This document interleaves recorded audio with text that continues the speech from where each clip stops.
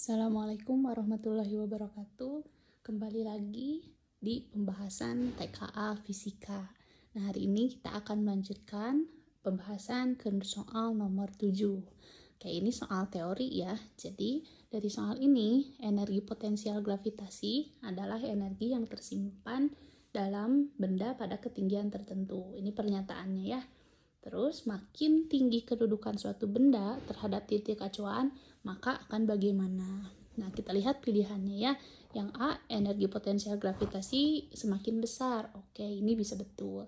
Yang B, energi kinetik benda tersebut makin besar. Tidak ada hubungannya. Yang C, energi potensial gravitasinya makin kecil. Ingat, makin tinggi kedudukan suatu benda terhadap titik acuan. Berarti harusnya makin besar dong ya. Ini juga salah. Yang D, energi kinetik benda tersebut konstan, tidak. Yang E, energi potensial pegas makin besar. Kita tidak membicarakan tentang pegas ya. Jadi tentu saja jawabannya adalah yang A. Nah, perlu kamu ingat bahwa energi potensial itu kamu harus tahu dulu di manakah titik acuannya. Jadi meskipun kamu sudah mengetahui bahwa perumusan energi potensial adalah massa dikali gravitasi dikali H. Nah, ini M-nya adalah massa, G-nya adalah gravitasi, dan H-nya adalah ketinggian. Tapi hati-hati dengan di manakah kedudukan titik acuannya. Misalkan kalau kamu punya suatu ketinggian seperti ini, H gitu ya. Nah, titik acuannya adalah di dasar ketinggiannya. Ini kamu berada pada ketinggian H terhadap titik acuannya di dasar. Maka energi potensialnya tentunya tinggi gitu kan ya.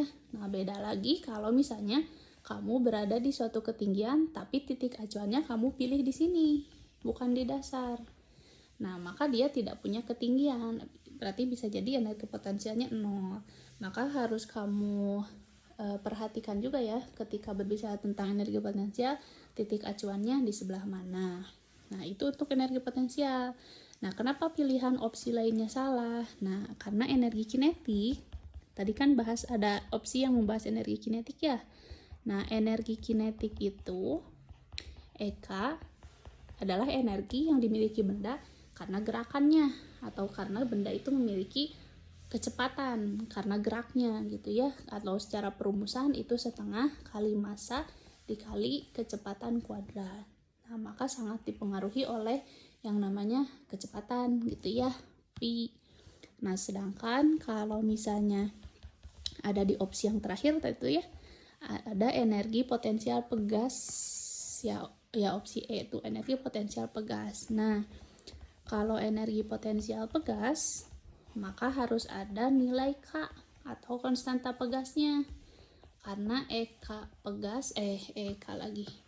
energi potensial pegas itu persamaannya setengah K dikali delta X kuadrat. Nah, di mana K-nya itu adalah konstanta pegas. Dan delta X adalah perubahan panjang atau peregangannya. Begitu. Nah, jadi dari semua opsi, jawaban yang paling benar untuk nomor 7 adalah opsi A. Baik, kita lanjutkan ke soal nomor 8 untuk TKA Fisika ya. Jadi bisa kita lihat di soal ada dua buah kotak, yaitu kotak A dan B. Udah ada gambarnya ya. Masing-masing memiliki berat 100 Newton dan 400 Newton. Oke, berarti MA-nya MA-nya yang 100 ya, 100 Newton. Bukan M, sorry, itu berat ya. WA-nya, beratnya. Dan WB-nya adalah 400 Newton. Nah, diletakkan di atas papan kayu tak bermassa. Baik, papan kayunya tak bermassa ya. Oke, yang panjangnya adalah 2 meter. Nah, kita bisa tuliskan dari sini ke sini, itu ternyata adalah 2 meter. Seperti pada gambar. Oke. Nah, agar kedua kotak berada dalam keadaan setimbang, titik tumpu harus diletakkan pada jarak berapa? Gitu kan ya. Nah, titik tumpunya segitiga ini. Nah, misalnya kita ikutin gambar ini, maka Kalau mau kedua kotak dalam keadaan setimbang, nah keadaan setimbang itu berarti harus memenuhi syarat. Yang pertama, syarat setimbang itulah syarat setimbang. Setimbang. Itu yang pertama adalah sigma F-nya harus 0. Ya, atau kamu bisa cek juga lewat sigma torsinya harus sama dengan 0. Nah, ini di bab dinamika rotasi ya. Syarat setimbang itu. Jadi gaya-gaya yang bekerja pada sistem itu sama dengan 0, dia itu setimbang, tidak bergerak, atau sigma torsinya juga 0. Jadi dia tidak bergerak secara rotasi juga gitu kan ya.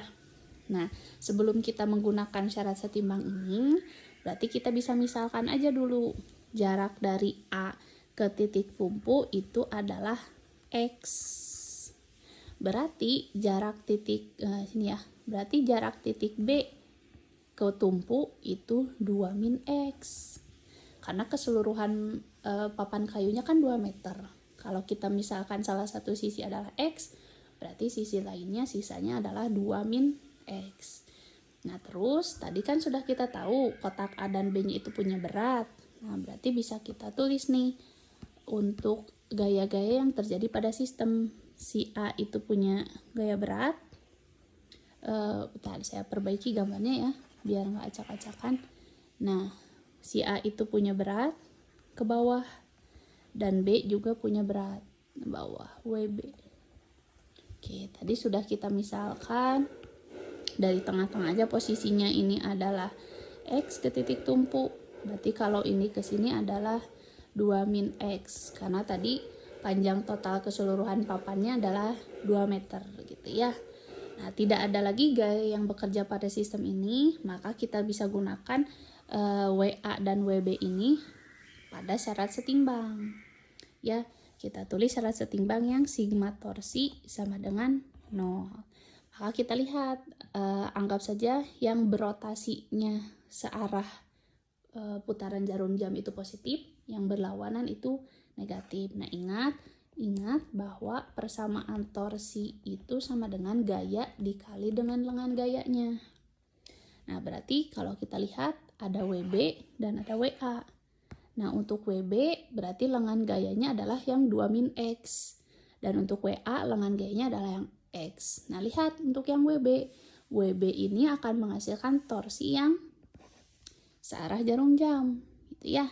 Maka dia akan menghasilkan torsi positif, sehingga bisa saya tulis di sini WB dikali lengan gayanya LB lah tulis ya. Itu untuk torsi pertama. Dan yang kedua yang WA ini akan menghasilkan torsi yang berlawanan arah jarum jam, maka bisa kita tulis negatif ya. Maka dikurangi WA dikalikan dengan lengannya LA. Karena tidak ada lagi gaya yang bekerja pada sistem, maka kita langsung aja tulis sama dengan 0. Oke, lanjutkan gitu ya. Nah, di mana WB dikalikan dengan LB-nya itu adalah 2 min X. Oke, dikurangi WA dikalikan LA-nya adalah X. Ya, kita masukin angkanya saja. WA-nya adalah WB-nya adalah 400. Ya, 400 dikali 2 min X dikurangi WA-nya adalah, ini sama dengan 0 ya, maaf. WA-nya adalah 100 dikalikan dengan X. Oke, maka kita bisa tulis, yang ini kita selesaikan matematikanya, 400 kali 2 800 dikurangi 400 X dikurangi 100 X sama dengan 0. Maka bisa kita gabung 800 dikurangi 500X gitu ya, sama dengan 0. Maka 500X sama dengan 800. Pindah ruas ya matematika, maka X-nya kamu akan dapat 800 dibagi 500. Nah, 8 bagi 5 hasilnya adalah X-nya 1,6 meter. Nah, kita lihat nih. X itu 1,6. Kita lihat di pilihan. Nah, yang ada 1,6 itu ada 2. Nah, ada 1,6 dari kotak B, ada 1,6 dari kotak A. Kita lihat gambar lagi. Tadi si X-nya itu kita misalkan dari kotak mana? Nah, ternyata si X-nya kita misalkan dari kotak A. Maka jawabannya yang E, 1,6 meter dari kotak A. Nah, ini ya. Saya kasih keterangan dari kotak A. Begitu. Ya, jadi memakai syarat kesetimbangan yang sigma torsi sama dengan 0, kita bisa menentukan di manakah letak titik tumpunya agar sistem ini berada dalam keadaan setimbang. Begitu. Oke. Itu pembahasan soal nomor 8. Di soal nomor 9, kita tuliskan informasi apa saja yang bisa kita ketahui dari soal ya. Jadi diketahui ada gaya sebesar 31,4 Newton. Berarti gaya F 31,4 Newton. Yang diberikan pada suatu komedi putar selama 10 detik. Oke, berarti waktunya delta T-nya adalah selama 10 detik. Oke, lanjut.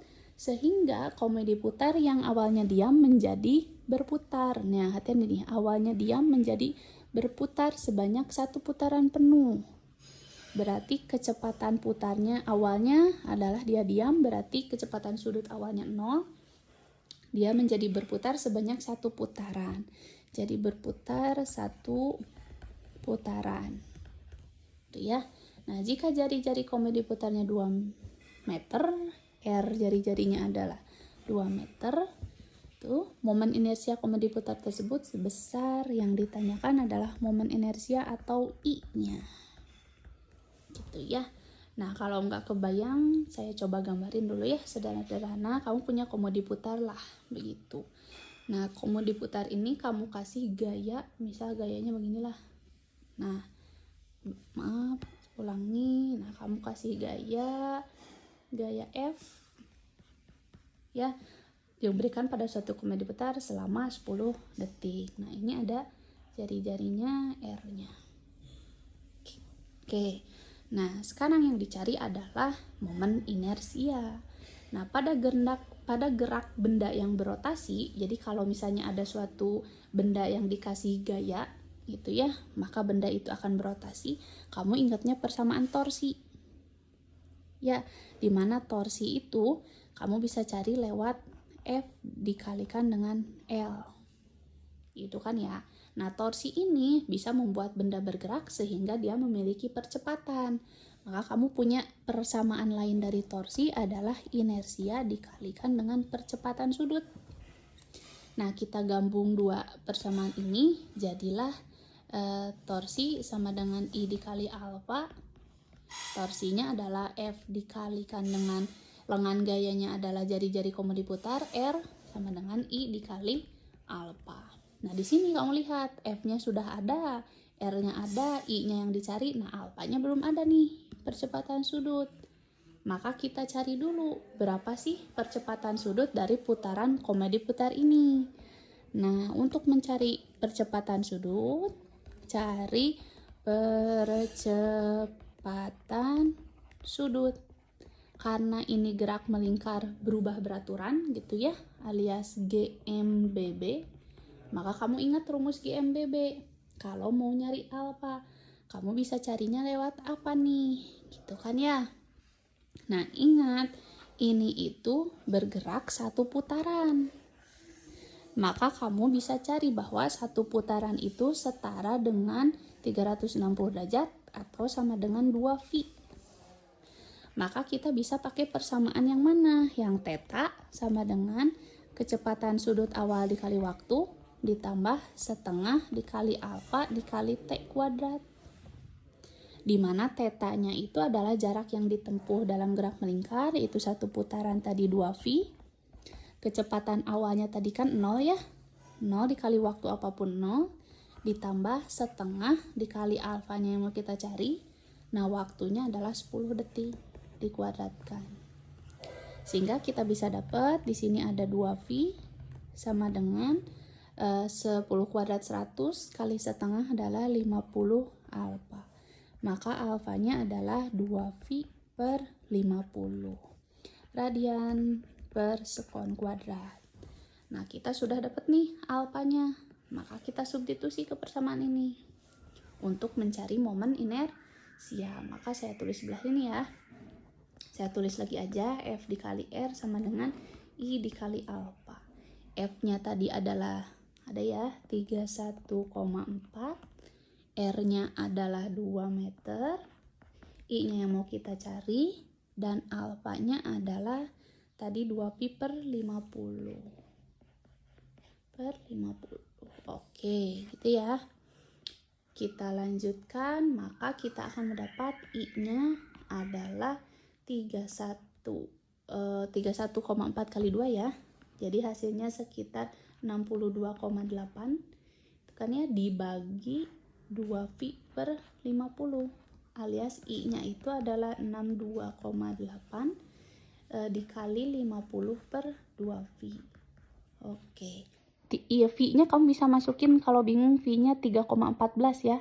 Jadi saya tulis deh. Jadi 50 per 2 dikali 3,14. Gitu ya. Maka kamu bisa tulis dapat I-nya adalah sekitar 500 kg meter kuadrat. Oke. Maka kita coba cek di pilihannya ada nggak 500? Oh, ada. Jawabannya adalah yang B. Nah, begitu ya.